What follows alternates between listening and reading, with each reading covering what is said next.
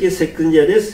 حدثنا عبيد الله بن موسى قال أخبرنا حنظلة ابن أبي سفيان عن إكرمة ابن خالد عن ابن عمر رضي الله عنهما قال قال رسول الله صلى الله عليه وسلم بني الإسلام على 5 شهادة أن لا إله إلا الله وأن محمدا رسول الله وإقام الصلاة وإيتاء الزكاة والحج وصوم رمضان. Bizga Ubaydullah ibn Musa so'zlab berib dediki, bizga Hanzala ibn Abi Sufyan, Ikrama ibn Khaliddan va ibn Umar radhiyallohu anhumadan uning mundoq deganligini xabar berdiki, Rasululloh sallallohu alayhi vasallam mundoq degan: Islom dini 5 narsadan ustun qurildi.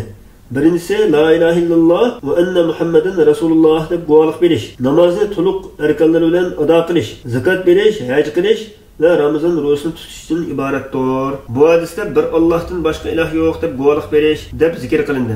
Payg'ambarlarga, farishtalarga iymon etishdan iborat iymonning boshqa ruknlari zikr qilinmadi deyilib qolsa, buning qarta shundoq javob berildi.